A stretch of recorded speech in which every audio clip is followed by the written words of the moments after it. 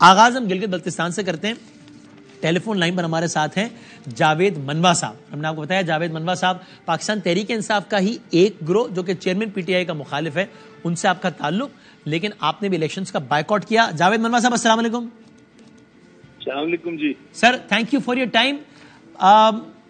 آپ نے کیوں بائیکاٹ کر دیا تھا, یا یہ بھی بتائیے کہ یعنی ایک تو چیئرمین پی ٹی آئی کا تھے راجہ اعظم صاحب, وہ تو چلیں انہوں نے کیوں بائیکاٹ کیا وہ خود بتائیں گے. آپ جو دو گروہ تھے پی ٹی آئی کے مزید, جو کہ دونوں چیئرمین پی ٹی آئی مخالف تھے, آپ دونوں کا آپس میں اتحاد کیوں نہیں ہو سکا؟ کسی ایک کینڈیڈیٹ پہ اتفاق کیوں نہیں ہو سکا؟ یا آپ پر ہو جاتا یا گلبر خان پہ ہو جاتا؟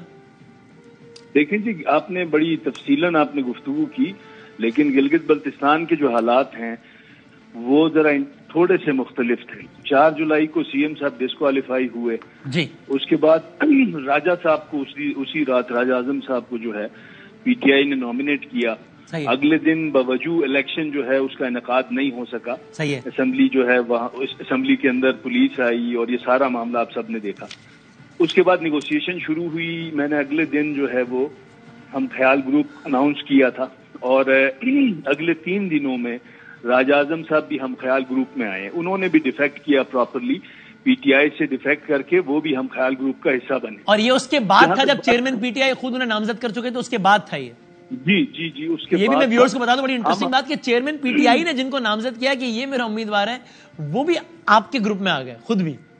جی, ہم خیال گروپ ہم نے بنا لیا. اس کے بعد پرسوں جو صورتحال ہوئی, ہم نے کل جب ہم نامینیشن پیپرز فائل کر رہے تھے تو ہم خیال گروپ کی طرف سے 3 کینڈیڈیٹس ہم نے لانچ کیے, کورنگ کینڈیڈیٹس کے طور پہ بھی ایک, اور 3 ہم نے ٹوٹل کینڈیڈیٹس پچ کیے, راجہ اعظم صاحب, جاوید منوا اور راجہ ذکریہ مخفون. لیکن یہاں بات انٹرسٹنگلی دیکھنے کی یہ ہے کہ جس طرح کی پولیٹیکل انجینئرنگ اس پروسیس کے اندر دیکھی گئی, گلگت بلتستان کی تاریخ میں ہم یہ پہلے نہیں دیکھ پائے تھے, اور اکثریت کو اقلیت میں بدلنے کی کوشش مکمل طور پہ کی گئی اور کامیاب ہوئی, جس کے سلسلے میں آج حاجی گلبر صاحب, اگرچہ ہم ان کو مبارکباد بھی دیتے ہیں, یہ ایک پولیٹیکل ٹرانزیشن ہے, but it must be politically driven. یہ جس طرح اچھا سر, آپ لوگوں کو چیئرمین پی ٹی آئی کی حمایت تو نہیں تھی نا آج کے الیکشن میں؟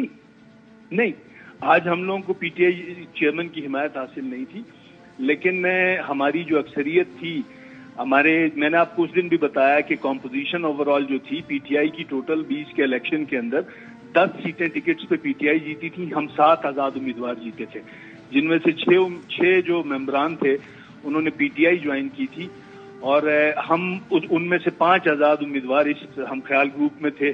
ایک ہمارا جو دوست تھا وہ گلبر صاحب کے گروپ میں تھا, تو یہ آزاد امیدوار بھی تھے. لیکن اوور آل پروسیس یہ رہا کہ ہمارے پاس نہیں, دیکھیں نا سر, اصل میں تو جاوید صاحب یہ ہوا نا کہ پی ٹی آئی کے تھے 22 لوگ, آخر میں ان کے ساتھ ایک بھی نہیں رہا, تو تھوڑے یعنی آپ لوگ بھی ٹھیک ہے جیتے آزاد, لیکن پی ٹی آئی میں جا کے آپ لوگ بھی چیئرمین پی ٹی آئی کے خلاف ہو گئے, اور باقی کچھ لوگ بھی پی ٹی آئی والے چیئرمین پی ٹی آئی کے خلاف ہو گئے, ان کے نمبر زیادہ ہو گئے, وہ جیت گئے.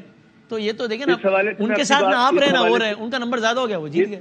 اس حوالے سے میں اپنی بات کروں گا کہ ہم نے جو ہے وہ پی ٹی آئی کے ساتھ ہمارا اختلاف جو ہے وہ پچھلے 1.25 سال سے تھا, اور اس کی باضابطہ طور پہ میں نے اس دن بھی آپ کو بتایا, پچھلے پروگرام میں بھی آپ کو بتایا کہ پچھلے سال اسی کی پاداش میں میرا پورٹ فولیو میں منسٹر فائنانس تھا, تو وہ لفٹ کر لیا گیا تھا.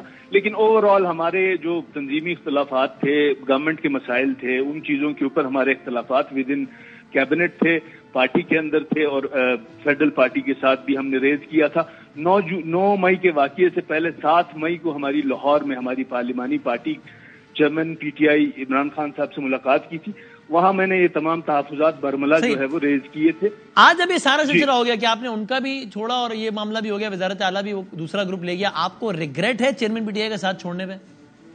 دیکھیں جی, میں آپ سے گزارش کروں کہ اس میں ریگریٹ کی بات نہیں ہے. گلگت بلتستان جو ہے وہ ڈسٹنٹ علاقہ ہے. گلگت بلتستان کو وفاقی حکومت کی جو بھی وفاقی جماعتیں ہیں ان کی پراپر توجہ درکار ہے.